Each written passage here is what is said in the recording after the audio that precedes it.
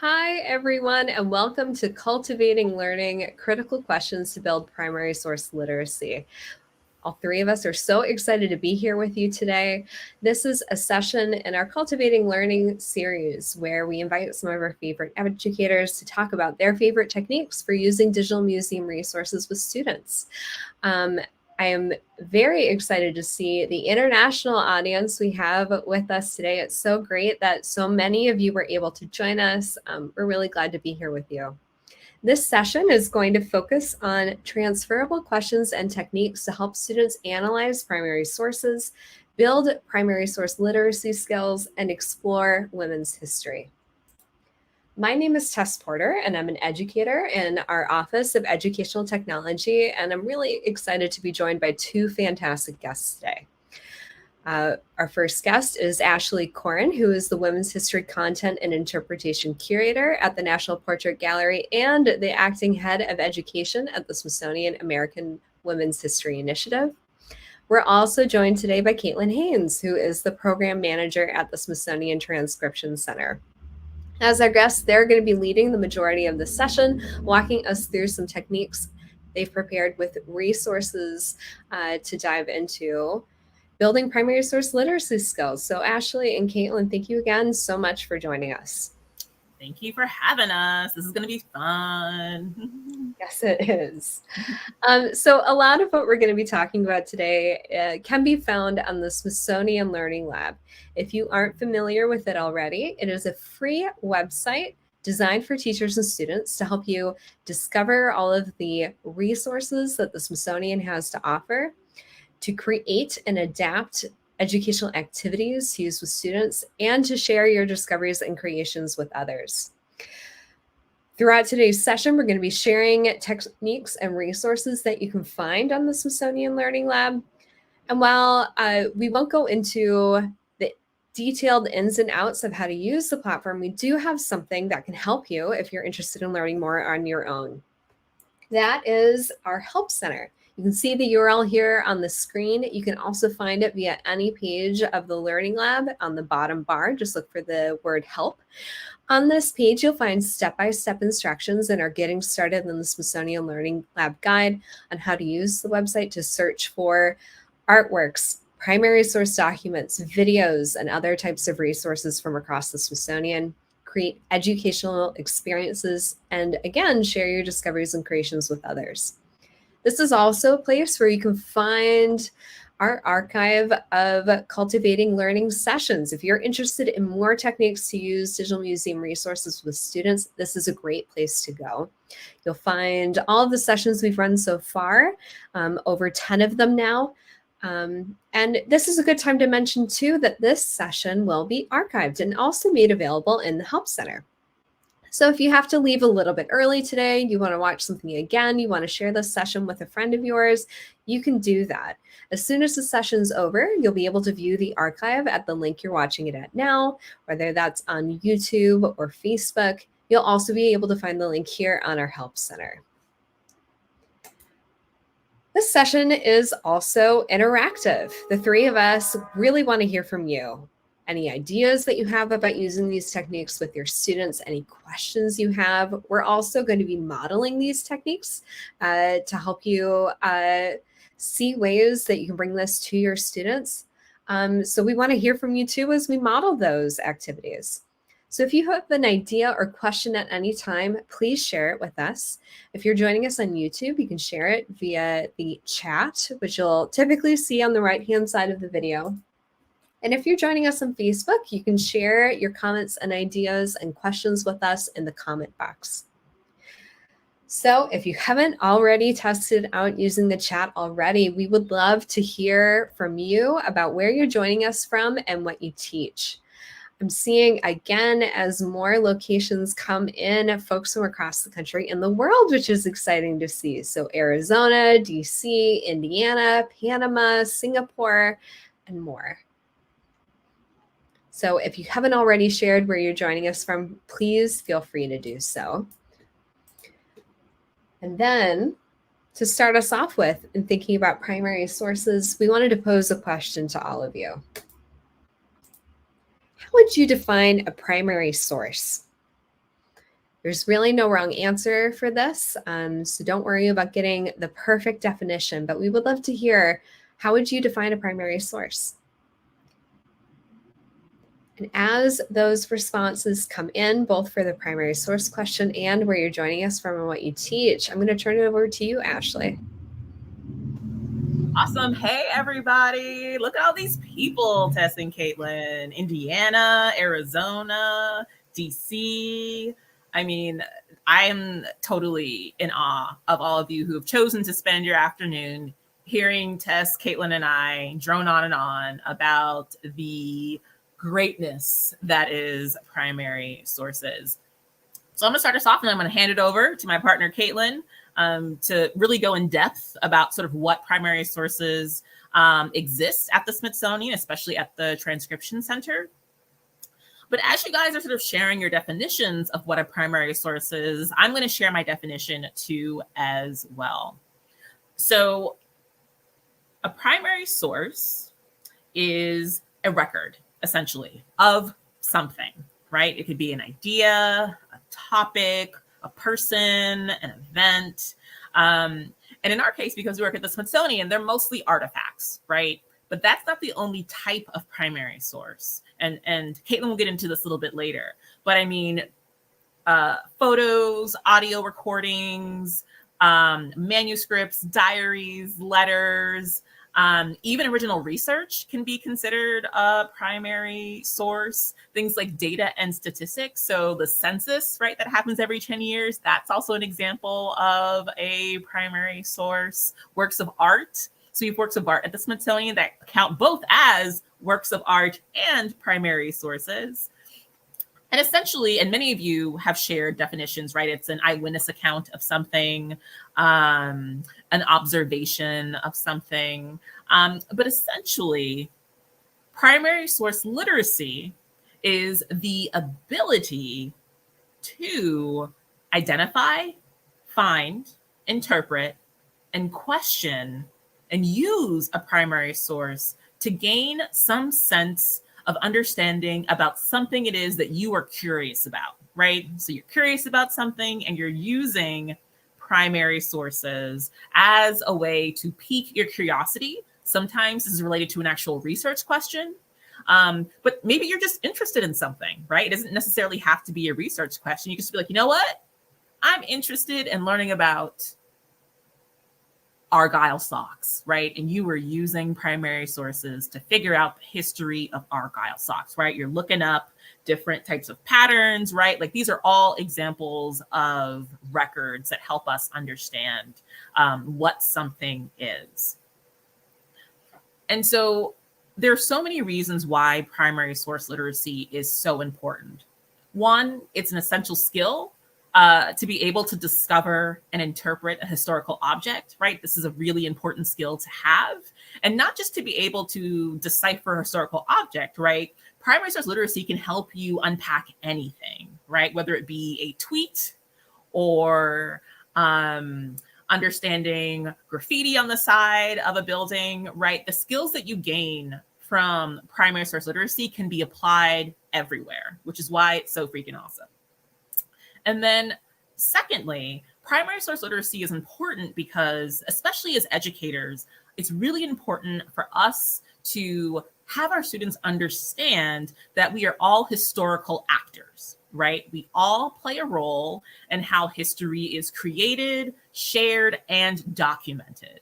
And so a big part of primary source literacy is understanding our role in how history is created and preserved. So it's not just about being able to look at a primary source and unpack it. It's about understanding your relationship with that primary source or someone else's relationship with that object, which is just as important as being able to analyze it. So those are sort of the two sort of big things I wanted to just put out there before we really dive deeply into the different components of primary source literacy. Next slide, please, Tess. And so one of sort of the big things about primary source literacy is that in order to conduct primary source literacy, you should be able to do all of these things. So someone who is knowledgeable in the use of primary sources can conceptualize. Now, what I mean by conceptualize is to be able to articulate the difference between a primary and a secondary source. And Caitlin will talk about this a little bit later, but this is a very nuanced conversation, right? Because traditionally it's primary sources are this, secondary sources are that. But actually it's way more complicated than that. But someone who is knowledgeable in primary source literacy can at least understand baseline the difference between a historical document and a secondary source. Now, the second part is find and access. Now, let me tell you, this is the most frustrating part of primary source literacy, right? How do you find things? Where do you find things? And then once you've found something, how do you get to that thing? We all understand how frustrating the primary source, the sort of process of finding archival and primary sources can be, and we empathize and we understand. But someone who understands the concepts of primary source literacy has the tools to think about the process of discovery. So how do I even begin my search? Where are these resources located? And then what are the tricks and tools and keywords that can help me find what it is that I am looking for? And a part of this session is introducing a wonderful resource of primary sources. So Caitlin's going to walk you through a great resource for you to at least have one access point to find primary sources for your research or for interest. And the next part is read, understand, and summarize, right? So this is the ability to understand what is being communicated by that primary source. And as you understand what's being communicated either through language, through visual means, through the questions that's being asked, or even by the actual materiality of that object, once you've figured out what's being communicated, you can then also acknowledge and learn about the historical context of that object, right? It's not just being able to read it, but it's also about understanding where this object comes from, who made it, and why does this exist, right? And to be able to articulate that to somebody else, right? So that's the whole thing about reading, understanding, and summarizing. And another thing that's super important is with primary sources, they're always connected to something else. That's the thing that I think is really funky and awesome about primary sources. When you're in an archive, or if you're at the library and they give you, right, that Hollinger box full of folders, you can't really just read one page out of a folder and leave it, right? Sometimes you actually have to read what's in the entire folder, or perhaps what's in the box. Or if you're at a museum, you need to understand what's next to an object or what part of a collection that it belongs to. Because without that information, sometimes you fully can't see the full picture, right? And someone in the chat asked a question about newspapers. Now, newspapers are really interesting primary sources because there are certain primary sources that are, how do I say this? They're duplicates, right? And what I mean by a duplicate, it's the same information that's being communicated in different primary sources or related primary sources. And so sometimes if you're looking at a newspaper, it's actually really important to not just look at that newspaper, but to find other newspapers about the same topic or from the same newspaper to actually fully understand what's going on. So it's kind of like, you kind of have to be like Sherlock Holmes when you're using primary sources, because you have to do a lot of investigative work to sort of figure out what are the connections, what does this mean, and to sort of really look back. And then analyze and interpret. One of the biggest questions one should ask is this the right source for my research question or interest, right? Once you've identified something, you still have to ask that question. Is this the right source, right? And I don't mean, is it truthful? I mean, depending on what it is that you're seeking, what information you're seeking, you may have to be like, you know what, this is great, but it doesn't quite answer my question. I don't quite get the things that I'm looking for. So that's a really important part of primary source literacy, is the understanding that because you have to be Sherlock Holmes, you may have to start all over again. And it's super frustrating, but it's a part of the process, right? And then what's also important in this sort of interpret, analyze, and evaluate is whose perspective is being shared in this primary source, right? But also whose perspective might be missing. So not only whose perspective is being shared, but what perspectives might be missing. So we're going to be looking at a particular object later on from the Transcription Center. And that's kind of one of the questions that I have for Caitlin is, who's the perspective? Where is this coming from? What are they trying to accomplish through this primary source, right? Why does this exist? And then finally, use and incorporate. So how do we, once we've conceptualized, we found something, we've read it, we've interpreted it, then how do we use it in our own work? How do we use it for a research project? Or how do we use this primary source for whatever purpose it is that we have, right? And hopefully you're not just using one, you're using multiple to be able to create a bigger picture, to either develop, support, or even dispute a question, right? Because you can use primary sources not to validate, but to also dispute certain things too as well. And then the other part of that too is being able to cite your source correctly, but also most importantly, you want to be using the source in a way that is culturally sensitive. You also want to think about issues like copyright and then privacy, right? There's certain objects that we have in our collection which are really important for research, but maybe not okay for public consumption, right? Either it contains information that'd be really sensitive, or things that are important for sort of one-on-one research, but may affect someone in the present, right? Either someone's descendants or their estate. So there are all these questions that we're constantly thinking about when using primary sources. Thank you, Tess. Next slide, please. So as we are sort of digging into these primary sources, I want you to think about some really sort of big questions as you're basically like, I'm going to pretend that this lotion right here is a primary source. And as I am evaluating this primary source, there are things that I really want to be thinking about, right? And one of the things that's really important is, what is this made out of? So we're interrogating the materiality of something. And sometimes it's not that important, right? It's just cheap paper that's being used to create a newspaper. But sometimes maybe something's made out of vellum, right? Made out of animal skin, or maybe something is made out of a product or a natural something from nature that actually helps us understand the object and what it means and where it comes from. So you always want to be thinking about, what is something made out of? And does that have any correlation to the significance of this object?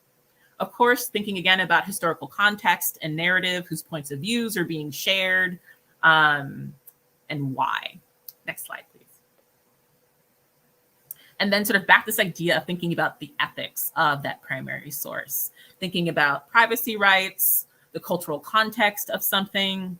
Now, thinking about donor agreements and intellectual property are not necessarily things that you may have to deal with in the classroom, but these are things that we think about very seriously at the Smithsonian, right?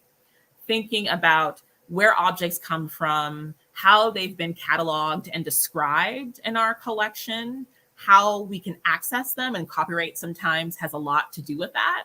So sometimes when you cannot find something, it's because it's under copyright and we can't share it with you, which actually affects primary source literacy, right? And research. If you can't find something, you might ask yourself why. And sometimes it's because we're literally not allowed to show you. It's hidden somewhere.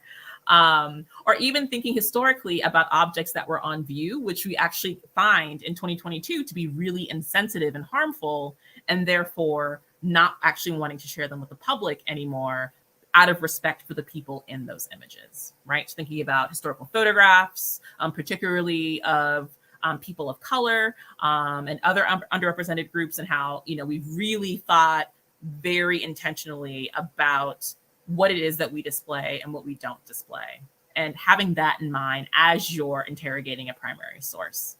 Next slide, please. And then something that's really important too is thinking about power. Now, what I mean by power is sort of going back to this idea of whose perspective is being shared, like who is being privileged in this diary, right? As you are reading someone's diary and they're telling you all of the sort of characters that are in their story, who has the power? Who is displaying power in that primary source? Thinking about authenticity, you know, we talk a lot about objects that are not, how do I say this? Objects that might not be reliably where they say that they are from. But that doesn't mean that they're not important. It just means that we have to be very careful about the authentication of a primary source. And then this is a really big one, thinking about historical empathy.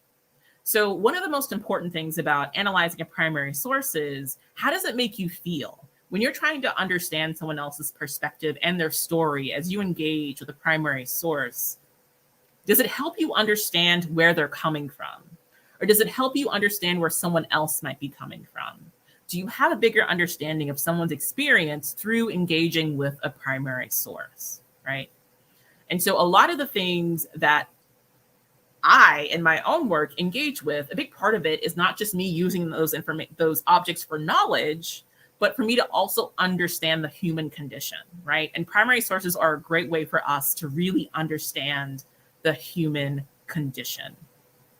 And as someone mentioned too, there's so many like overlaps between things like visual literacy, primary source literacy, information literacy, but these things are important. And then super quickly, you always want to be thinking about how things are arranged. And that could be either online, when you're in the museum, or when you're in an archive or library, sort of going through that dusty box and you're sneezing and it's like really awful because the HVAC is not working. But as you're doing all of that stuff, you really want to think about how the object is arranged and the potential for an absence. Because we are all human and we're the ones arranging objects, cataloging objects, putting objects away, and we're all capable of human error, right? So when you're looking at something, it's also really important to understand how something is compiled, how it's organized, in the hope that you're sort of thinking about what might not be there. So next slide, please. I'll hand it over to Caitlin. Yeah, thanks, Ashleigh. And thank you, everybody. There's so many good comments and questions going on in the chat. This is really wonderful. And that was an excellent overview of how we can kind of think about this really complex question of primary source analysis and literacy, and where do we find primary sources and what do we do with them and how do we think about them when we're conducting our research, because it's something that even seasoned museum professionals and scholars like ourselves and that we work with every day still struggle with.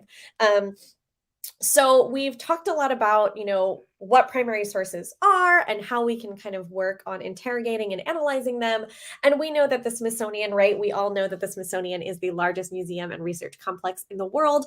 And as such, we have an incredible array of collections from every continent on Earth, spanning many centuries and covering many different kinds of topics, primary and secondary sources, as well as, actual things like dinosaurs and botanical specimens.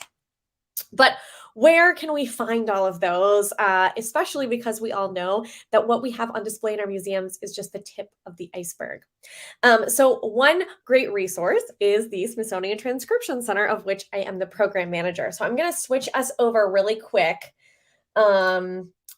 to another, I'm going to take you guys to the Transcription Center in just a second, and we're going to sort of look at it live together. But I want to kind of introduce to you first a little bit about what the Transcription Center is. So if you've heard of the Transcription Center, if you've used it, go ahead and drop that in the chat because I'd love to hear that. That's amazing. But for those of you who aren't as familiar, the Transcription Center is the Smithsonian Institution's largest digital volunteering and crowdsourcing platform. So we're a website that's available 24/7 that brings together digitized collections from across the Smithsonian's many different libraries, archives, and museum departments from all of our 21 different museums and research centers around the world. And invites the public, including all of you who might be already active or interested in being active, in helping us to improve the accessibility and discoverability of those materials through collaborative transcription and review. So when we transcribe and we review those documents together, We are ensuring that every single word and all of that rich historical content within those newspapers or diaries or letters is fully text searchable and machine readable, so that everyone around the world, regardless of their skill level at reading cursive handwriting, or ability to see or hear things on our databases and websites, and regardless of what our incredible archivists and librarians and museum specialists have been able to include in catalog records and finding aids, that we're still able to discover all of that content on an actual letter by letter and word by word basis. So it's really unlocking that content on a much deeper level and making it even easier for us to find primary sources, even those of us inside the Smithsonian who are already familiar with these materials. Before we explore the Transcription Center, which we're going to do in just a second, I did want to note that anyone at any age and any skill level can explore our website and transcribe anonymously at any time of day for as much or as little as you'd like. There's no minimum participation requirement. But if you do want to transcribe and review other volunteers' work and keep track of your own volunteer contributions, you do have to register for a digital volunteer account, and you do have to be 14 years of age or older. So keep that in mind. But if you're interested in doing that and joining our online digital volunteer community, we welcome you. We'd love to have you. And you can kind of explore a little bit further on the site. I'll show you where, if you want to get started that way. So let me pull this up really quick. Okay. And as Caitlin pulls it up, I just want to note that I did share the URL in the chat for all of you if you'd like to follow along in another window. This is also something we've linked in that Learning Lab collection we've built of all the resources we're sharing with you today. We'll highlight that at the end, and you'll be able to find the link there. Awesome. Thank you, Tess. So yeah, if you just want to go to transcription.si.edu, again, this website is available 24/7, 365 days a year. And we have many resources on how you can explore the site. Just look for digitized resources, digitized collections. You can also transcribe and review and join our community. If you're interested in learning more about Transcription Center and in becoming a digital volunteer yourself, the best place to start is this tips page here. There you'll find instructions and a little 5-minute introductory video with my wonderful voice, going over how to sign up for a digital volunteer account and how to get started. So feel free to check that out if you would like to.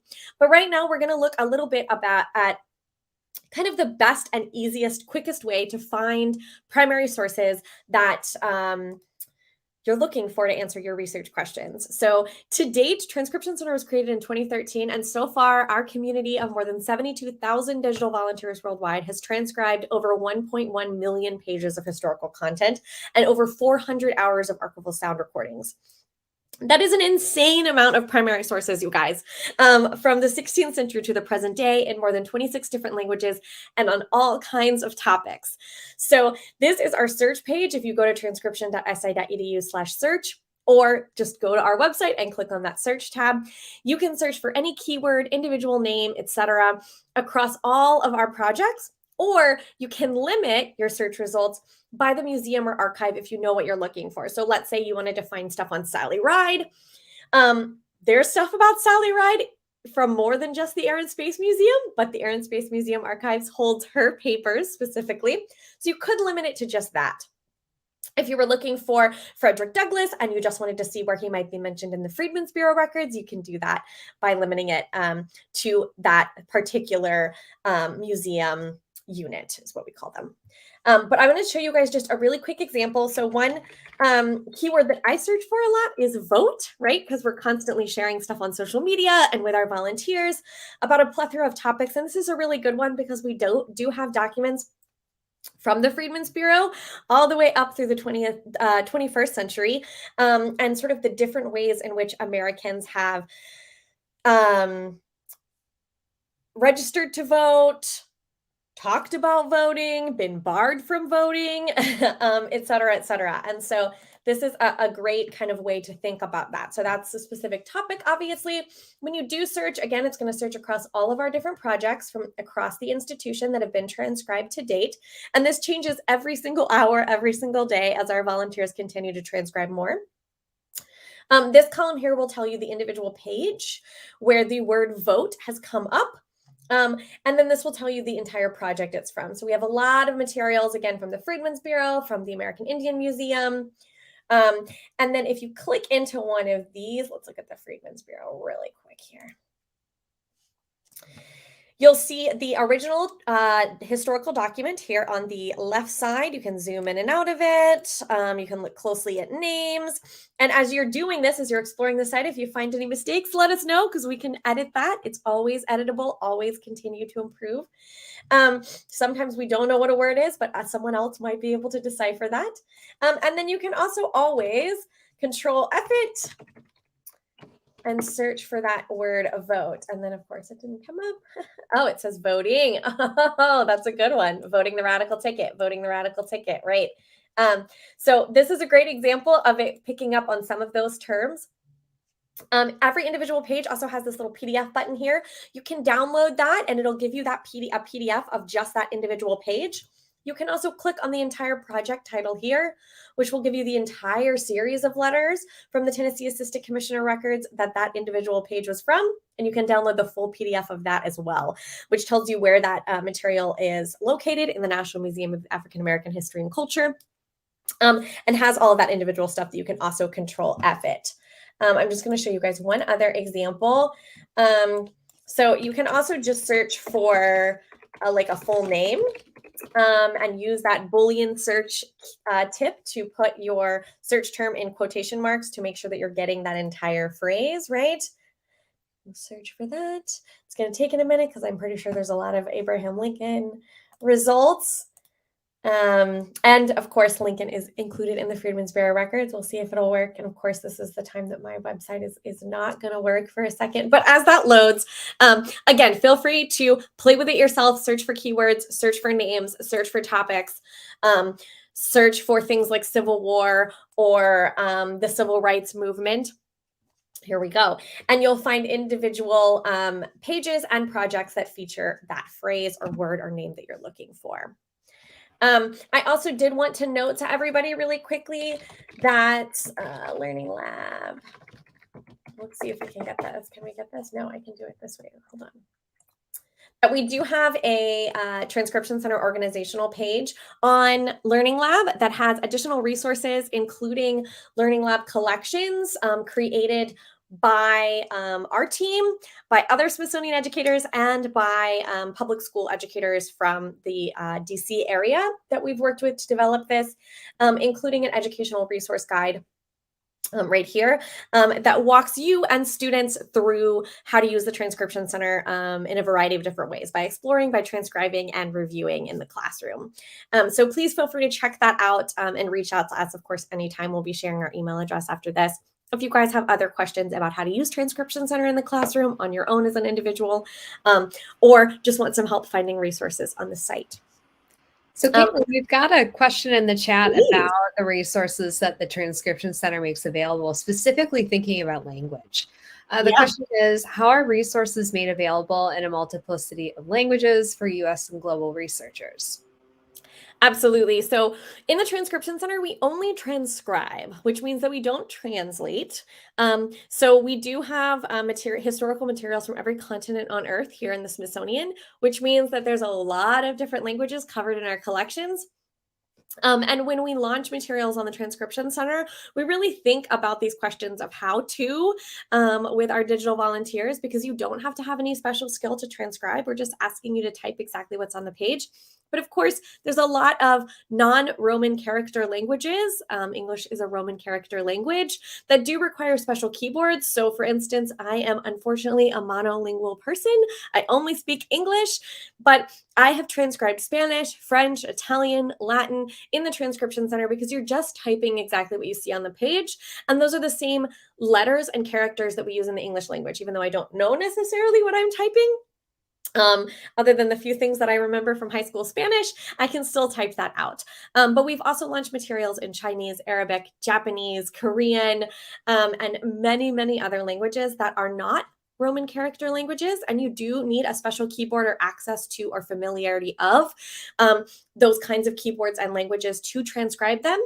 And so for those in those instances, we do include special instructions that remind folks that you need that special keyboard and how to transcribe that. And then we're also learning from our volunteers every single day who write back to us and say, hey, you guys just launched this project and you said it was in Russian, and that's true, but it's in Cyrillic Russian, which we can't type on our Russian keyboards today, right? And that's a new thing that we weren't aware of, that the collections archivists weren't aware of, and so we're able to then update our catalog records to reflect that. So that's a great question, but yeah, no translation, just transcription. And Fantastic. Go ahead, Ashleigh. Super quickly, if you, outside of the Transcription Center, I do know that if you're looking for Spanish specifically, I do know that our National Museum of the American Latino does have bilingual resources on their website. So, and that does also include some primary sources. Absolutely. That's great. Thank you, Ashleigh. We've got another great question in the chat that I think would make sense to come back to later about history textbooks and primary sources. So we're going to come back to that one later. And for the rest of you watching, if you have any other questions, feel free to share them with us. I think we're going to have a big Q&A at the end. Awesome. Okay, thank you. Yeah, those are really good questions. Today, though, I want us to sort of focus a little bit about, I'm going to share again in just a second, but we're going to be focusing specifically on 2 collections in Transcription Center that have been transcribed, and 2 specific documents from those collections, and sort of apply a lot of the analysis and techniques that Ashleigh was talking about earlier when we're thinking about primary sources. And so those 2 collections are both from the National Museum of the American Indian Archives Center here at the Smithsonian, and they're documents from Native rights activist Grace Thorpe and Elizabeth Peretrovich. So I'm going to give you guys a little bit of a brief background on both of those incredible women. And then we're going to kind of talk about some of these documents and look at them a little bit more closely to learn a little bit more about them. Okay, so Elizabeth Peretrovich, this woman right here on my right, was born Elizabeth Wanamaker in 1911. She and her husband, Roy Peretrovich, were both members of the Tlingit Nation in Alaska, and were prominent civil rights and Native rights activists in Alaska in the 20th century. They worked on behalf of Alaska Natives, advocating for equality of all citizens regardless of race. And both were very influential in this work, working for a number of different organizations throughout Alaska, including the Alaska Native Sisterhood and Alaska Native Brotherhood, promoting Native rights and culture. Elizabeth is credited with the passage of the 1945 Anti-Discrimination Act, and later posthumously honored by the Alaska legislature when February 16th was established as Elizabeth Peretrovich Day in Alaska. She's also featured on a coin, which is really exciting. After her death in 1958, Roy Peretrovich continued his and his wife's advocacy for Alaska Natives, and he worked for the Bureau of Indian Affairs for the next 38 years. Their joint papers, professional and personal, were donated to the National Museum of the American Indian by their son, Roy Peretrovich Jr. in 2001. Portions of their collection have been transcribed in Transcription Center just last month. So we're going to be looking at one of those documents in just a second. And then, of course, Grace Thorpe, who was Sac and Fox, was the youngest daughter of famed athlete Jim Thorpe. She was a World War II veteran and later a Native rights and environmental activist. In the 1970s and 80s, she worked with family members and other supporters to advocate for and honor her father's legacy. And in 1983, their efforts paid off when Jim Thorpe's 1912 Olympic titles were formally reinstated. And then she went on to, throughout the 20th century, the latter half of the 20th century, work to kind of advocate for returning surplus lands to Indians. She worked on behalf of her own tribe in Oklahoma, and then also worked against nuclear power plants on Indian territory for many years. So her collection was donated to the American Indian Archives in 2015 by her daughter and some of their other family members, and much of her collection has been transcribed and is fully searchable in Transcription Center. So now we're going to practice with some of these documents. Okay, so Ashleigh and I are going to go through 2 examples from these collections and kind of talk a little bit about, what the object is, who the author is, who created it, why, whose point of view is included, whose isn't, right? All of those things that Ashleigh was talking about earlier. So the one that we're going to do first is this, and we're going to go straight to it in Transcription Center so that we can really zoom in and look at it here, right? Is this Alaska Territorial Senate hearing transcript from 1945 when Elizabeth and Roy Peretrovich spoke in front of the Alaska Senate to propose this equal rights bill that they ended up getting passed, which we of course now know in hindsight. But this is a famous kind of speech and testimony that both Elizabeth and Roy gave before the Senate to advocate for this equal rights bill that would ensure that no business or organization could discriminate based on race. So I think we're going to go back and forth. Is that how you want to do it, Ashleigh? Yes. All right. All right. So could you take a moment to describe this object, Caitlin? Yeah. So like I said, this is from February 6, 1945. This is, of course, a typed document, which makes transcription of it pretty easy. But just because it's typed doesn't mean it's searchable. But now that transcription is itself. But this is a transcript of the actual Senate hearing that was going on February 6, 1945 in the Alaska State Senate. And of course, this is a particular set of testimony during that hearing by Elizabeth and Roy Peretrovich arguing for the passage of the Equal Rights Bill in front of these legislators. This itself was, as Senate hearings are now, was made public after the event. Portions of it were published in different kinds of publications, newspapers, etc. And of course, it is publicly available now still as well. And this is just one kind of copy of it that was included that they kept, Elizabeth and Roy kept in their personal papers. And that was included in the materials that they donated to the Smithsonian. Awesome. Now, Caitlin, who was the author and creator, and how do you know that? Yeah, that's a great question. And it's kind of a question mark, right? Because this was literally typed as someone was listening. I'm assuming some sort of staff member or clerk or incredible stenographer in the Senate that day who was typing this out. So we are kind of, especially because we don't necessarily have anything else, any recorded testimony, at least here in the Smithsonian, about this to compare. But we are trusting that this was transcribed exactly as it was presented on February 6, 1945, as it was transcribed by that clerk or that stenographer. But it doesn't have a name, right? But we are assuming, and I think we're right to assume that in how Senate hearings are transcribed, that it was transcribed exactly as it was spoken during the actual hearing itself. Awesome.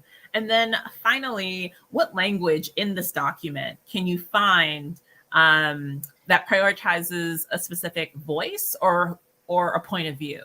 Yeah, so I think one thing that is really interesting here is that it's specifically called out that the underlined text in this document, and I'm going to blow this up here for you guys so we can see this, that the underlined text indicates the most compelling words of Elizabeth Peretrovich, Grand President of the Alaska Native Sisterhood, the last speaker to testify. So clearly whoever, I don't know if that line was added afterwards as an annotation or if that was included in the transcript that was created by whoever was writing this in the Senate hearing, whoever was transcribing this in the Senate hearing. But I think that tells us a lot right there, right? That clearly they think that these words are compelling, right? And they have specifically included underlined passages that they think are the most important, right? So it's telling us that they think that what Elizabeth is saying on behalf of the Equal Rights Bill and the importance of its passage to these Alaskan legislators is of significance, is of note, right? So they are clearly in support. I would assume, I am interpreting this, that they are in support of this Equal Rights Bill getting passed and are very inspired by the way that Elizabeth is arguing for it. And Tess, we have about 5 minutes left, correct? For Q&A? We actually can go a little bit longer. So how about, I think we can wait to do Q&A for another 10 minutes. So take your time. Okay. This is really interesting. All right, awesome. So then can I ask you one more question then, Caitlin? Please. Can you find why? Oh, sorry. This is the question I wanted to ask is what are some reasons why an object like this is worth preserving? Why do we have this at the Smithsonian? Absolutely. So I think there's a couple of things that come to mind for me is, this document itself is part of a larger series of materials in the Petrowitsch family papers. So it's part of their correspondence papers and news clippings. That represents a folder within their collection. And I think that in itself is, indicative of its significance that yes, this Senate hearing and the transcript of the Senate hearing was published, right? You can still find Senate hearings from throughout American history and a number of different resources online and in various libraries around the country. But this specific one, for whatever reason, whether it was just a random copy or it was something that was specifically given to them, this is the copy that Roy and Elizabeth kept for themselves in their own personal papers because they thought that it was important, right? Elizabeth is credited with the passage of this Equal Rights Bill because of the testimony that she gave during this hearing.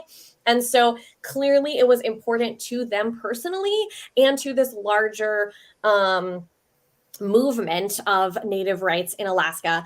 I think it's important to note, too, that for those of you who are familiar with this history, this Equal Rights Bill that passed in 1945 was the first of its kind in Alaska and in the United States.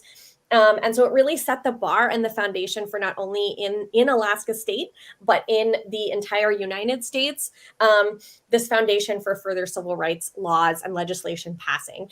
So this is really important.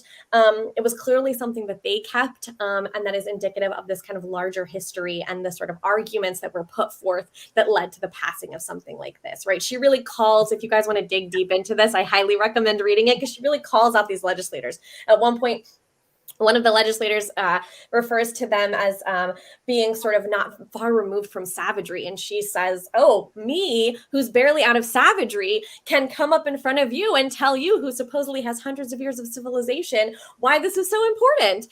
So she's really calling them on that. And I think it's an incredible document that shows very eloquently kind of the work that they did to put in to get this passed, right?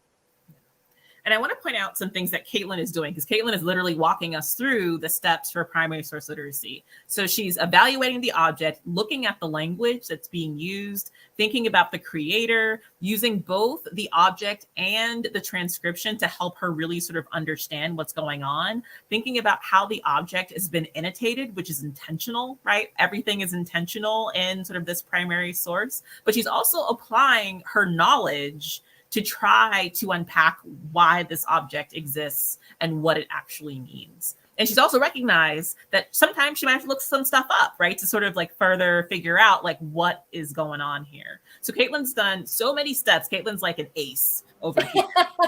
Literacy. Fabulous. Add something on there too. The questions that you've asked are great for all the reasons that you said, Ashleigh, and I really appreciate how transferable they are. For folks watching, we went through them a little bit quickly, but we have a text version for you to reference later, which we'll show in a little bit. So if you need a reminder of exactly what those questions were, we've got them for you. Absolutely. Thank you for that reminder, Cass.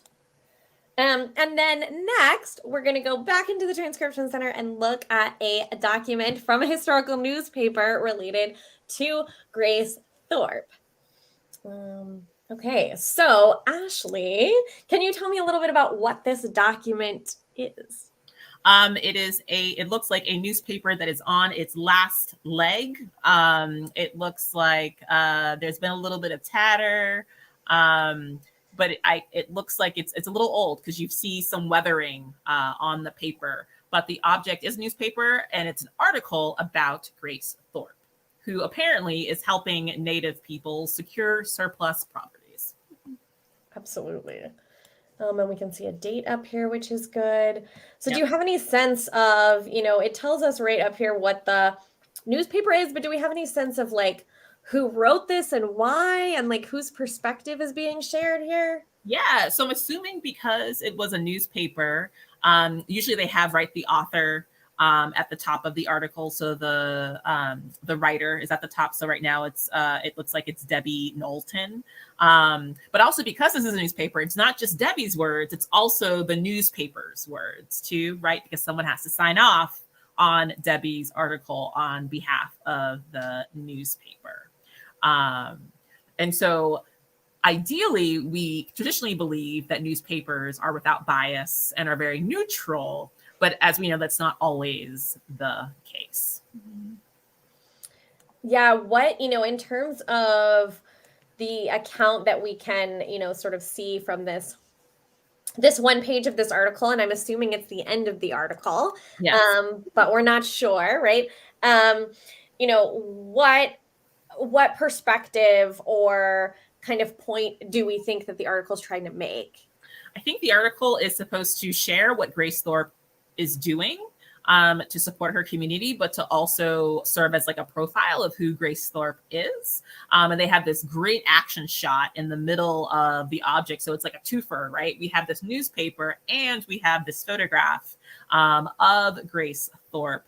What's really interesting though, Caitlin, is within that text, there's certain decisions, rhetorical decisions that were made that help us understand what the possible agenda might be for this newspaper article. So for instance, there's two different examples that I think are really interesting. One is that, so for those who aren't familiar with Grace Thorpe, she's literally a dynamic, amazing environmental activist, native rights activist, veteran, right? But she was also known for her work and making sure that her father, who was a famous and really important pioneering athlete, get his just due. Yep.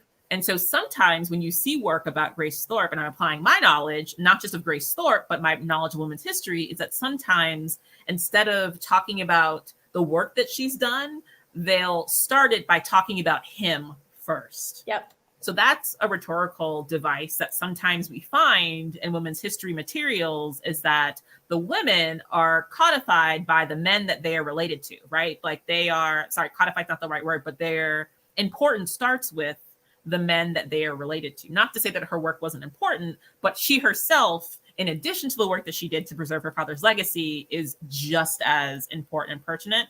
And in this article, they don't start with that. They start with the fact that she's Jim Thorpe's daughter. Yep. And there's another part in this article where they say she left the island to reclaim government surplus lands, where she remained for almost a month. She had been arrested 3 times for her invasion, and they have it in quotation marks, invasion activities.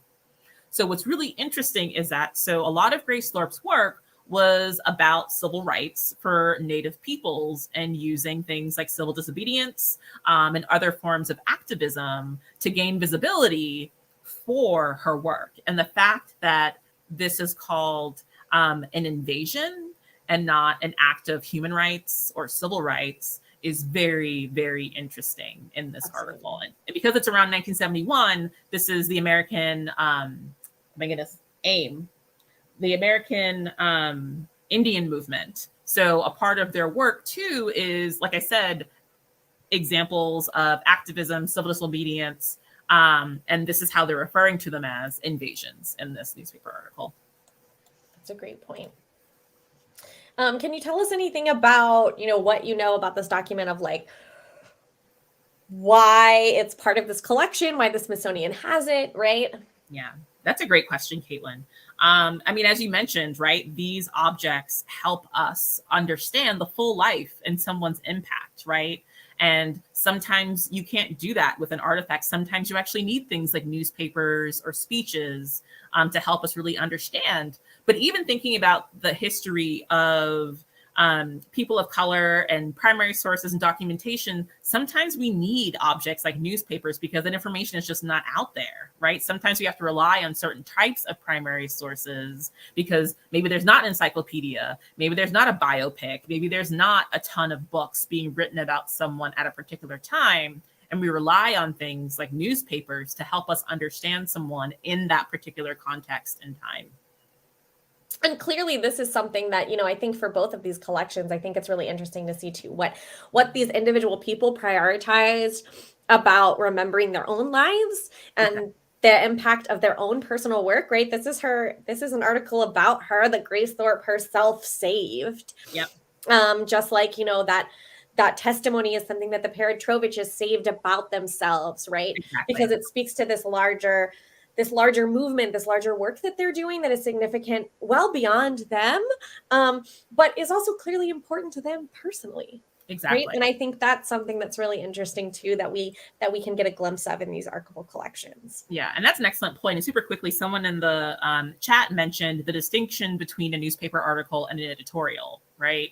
A newspaper article, essentially, right, it's just supposed to give information, give facts about something or someone that has happened. An editorial is kind of summarizing or creating your sort of own perspective on something or someone, right?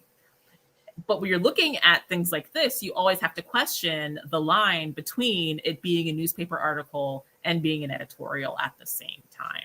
Well, and I think what's really important too is to understand, this is how sort of I differentiate and define primary sources for myself. Is it's about looking at sources that are created during that contemporary moment in which you're studying, right? So a newspaper article or an editorial from December 5th of 2022 isn't necessarily a primary source, right? But if we're wanting to understand the AIM movement in the 1970s and the history of Grace Thorpe, this newspaper article, or maybe there's something on the next page that is an editorial more specifically, they're both primary sources, and they both reflect the time period in which they were created.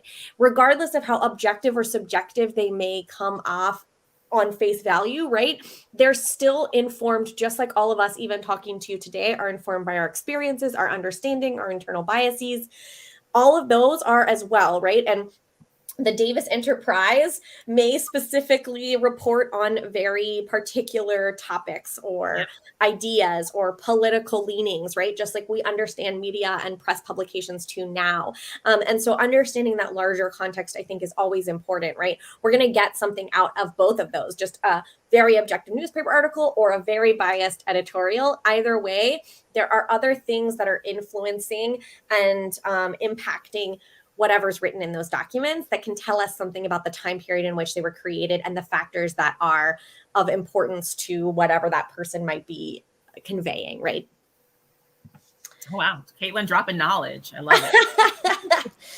So I want to make sure that we have, some kind of time to think about this reflection and what we've all learned about the archival research process. One thing that I didn't add that I wanted to is, when you guys are thinking about this, is something that I've talked a lot with students about, but as you're using the search functionality on Transcription Center, as you're looking through different kinds of databases and archives in person, think about, start off with those obvious words, right? If you're looking for Grace Thorpe, search for the words Grace Thorpe, right?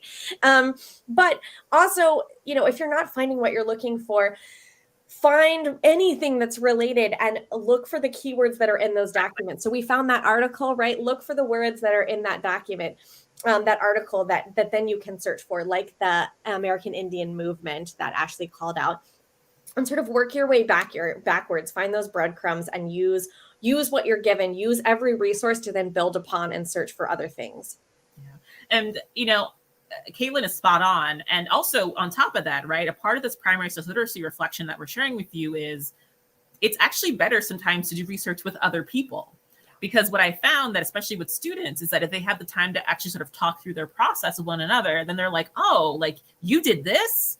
Okay, like I'll try that next time, right? So I think sometimes actually like taking time to make space to sort of talk about the process and how they were able to find things and the tools and the keywords they use to do something can actually help each other out for further discovery and for further exploration.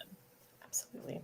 So I think we have time for maybe a couple questions. Yes. And I've put my email up on the screen. If you guys have any questions about Transcription Center, or you have questions for Ashleigh or anything else related to the Smithsonian, feel free to reach out to transcribe@si.edu.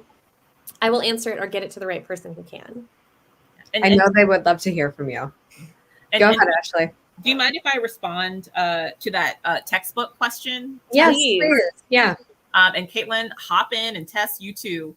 So there's a question that was, can you address the intersection of U.S. history textbooks and primary sources, and any guidance on how teachers decide to investigate through primary sources beyond the historical reference in a textbook? Just first and foremost, I have so much sympathy for you all that are sort of having to sort of deal with that in the classroom. Yes. One of the things that has been super helpful to me is, depending on the timing, what I love to do is, depending on sort of when the reference is, I love to Google people's speeches, like to actually hear people talk. I mean, granted, this is like, post, Civil War, you're not going to be able to hear people talk, but sometimes it actually helps to learn about Eleanor Roosevelt, but then to also hear her speak, because it actually humanizes her.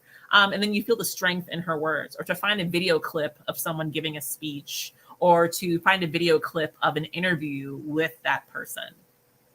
And I also think, really utilizing, I'm going to have to make a plug for art, right? Utilizing visual representations of events and people, of course, with the caveat that you have to analyze them and understand their context. But I think visual means are always really fabulous, especially photographs. If you're able to sort of find photographs, either through the Library of Congress or the Smithsonian. The National Park Service is fabulous, especially if you're thinking about actual like buildings and locations and people. They always have really fabulous resources to share. And then just super quickly too, fashion is also a primary source, like clothing and like all sorts of objects. Those are also primary sources too. So always utilize them. And I love a good propaganda poster too. Like I'm always buttons. Yeah, we have so many buttons. Even in the transcription center, we have buttons. Exactly. So like ephemera is always a really great option if you're trying to get your students to sort of really understand something, whether it be a button or a poster or a jacket. I think all of these things can be super helpful in sort of providing just a little bit more insight into sort of what's going on. And we have all these things. So yeah, absolutely. I will say too, I just want to, I know we're running up on time, but there was a question as well about how to kind of narrow down your focus and find primary sources if you have like a big topic like Indigenous people and civil rights, right? And I think, the big thing I always say, start out with what you know. Start out with the biggest thing right there. So, right, if you know Indigenous people and civil rights, Google it and see what names come up, and then search your local library, talk to your librarian or your media specialist, or go to the Smithsonian Transcription Center and search for names that you might find associated with that, like Grace Thorpe, right? And start off simple, right? Like you don't have to go in person to an archives, even though we highly recommend that because it's awesome. But there's a lot online too that you can find for free, in addition to the Smithsonian's resources. But then the other thing I would say, and I would tell this to my students when I taught undergraduate history courses as well, is don't be afraid to look at other people's research to use their breadcrumbs, right? So if you know of a particular book, secondary sources, history book, or even your own textbooks, and they're citing those sources, they should be, right? Look at those footnotes, look at those works cited, even if you're doing that on your own or you're telling your students to do that. And just because they've used that source before doesn't mean you can't use it again, either to look at the same, answer the same questions, ask the same questions, but to also ask new questions, come up with new kinds of conversations, new topics to better understand that. There's no harm in doing that. And starting with those collections, right, that they also may have cited one letter from a collection. And then you look up where that collection came from, right? Maybe they said Grace Thorpe Papers, Smithsonian, Google Grace Thorpe Papers, Smithsonian. Oh, look, they're digitized and on Transcription Center. And you can find sort of a whole plethora of stuff beyond just that one document that might have been featured in your textbook. So I highly recommend kind of start with what you know, don't make it harder on yourself, and see what that can lead to. Yeah. And then there was a question about how to authenticate documents and ephemera produced by small organizations, collectives, or individuals. And that's a hard question to respond to. But that's why it's really important to take advantage of all the resources that are available by the Smithsonian. But I also love, there's nothing wrong with using resources from your local library. Here in DC, we have an amazing public library system, and they have their own archives. And I rely heavily on them. And in terms of authentication, is the source a trusted source, right? Are you familiar with it? Can other people vouch for its validity? And that comes with asking questions and maybe talking to other people. And you only know what you know, right? Like, so if that small organization is featured in the DC Public Archives, they probably have some catalog record, even if it's exactly very minimal. It probably says, you know, Alaska Native Brotherhood or something, 1953, right? That might be all that you need to know about it, because you're not trying to answer every question about a source. You're just trying to say where that source is from, what it is, and then, you know, how it supports or answers or disputes whatever question you're asking, right? Yeah, one of my favorite archives in this area is both the University of Maryland and the DC Public Library have a punk rock archive, right, where they document the history of punk rock music. And a lot of that stuff is like flyers and zines and things that like we're not really quite sure who made them or like where they came from, right? But that doesn't mean that they're not helpful. It doesn't mean that they're not important and can't be used as a primary source to sort of help us understand. You can both recognize that you're not sure where something is from and still use it, right? Just as long as you acknowledge both of these things, you should be all set. It's really good advice. What an incredible session. I can't tell you how much I appreciate the wealth of information you shared, thinking about what primary source literacy is, thinking about transferable questions, thinking about some great starting resources to dive into and ways to find more, and relate them to what you're teaching in the classroom, you know, whether required by the textbook or something that you're interested in exploring. This is all so helpful.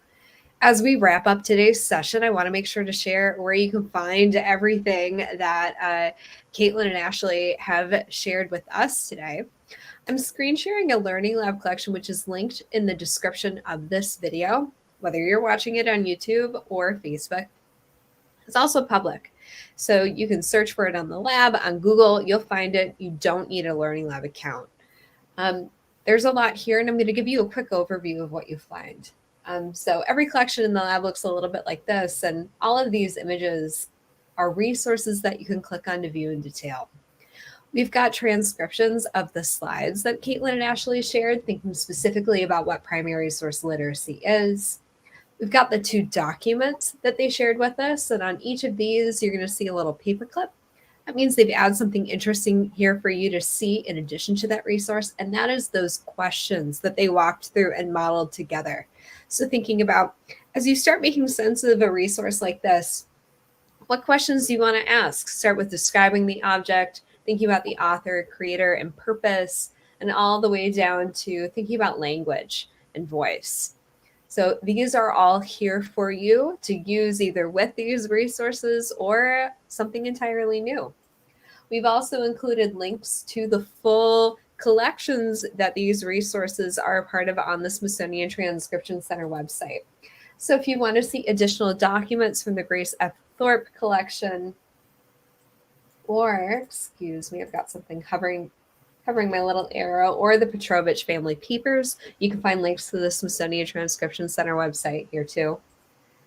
In addition, we've also included those resources that Caitlin shared way at the beginning of our session, a link to the Smithsonian Transcription Center website, their page on the Learning Lab where you can find videos and collections specifically about helping students do transcription work of their own, and a great collection that dives into how to begin.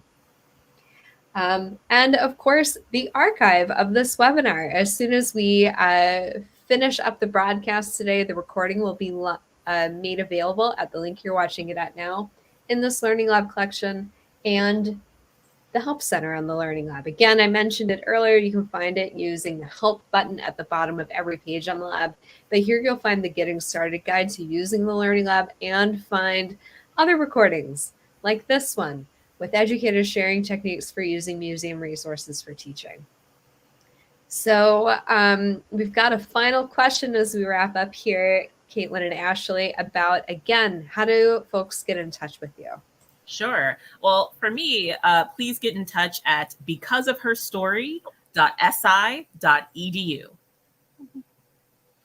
And yeah, please reach out anytime if y'all have any questions about Transcription Center or just sources at Smithsonian in general. We very much recognize that the Smithsonian is a really large, complicated web of contacts and museums and entry points, right? We get confused too. So don't be afraid to just reach out to who you know. Feel free to email that website or that email address at transcribe@si.edu. And if I can't answer it, I can point you to a contact that can.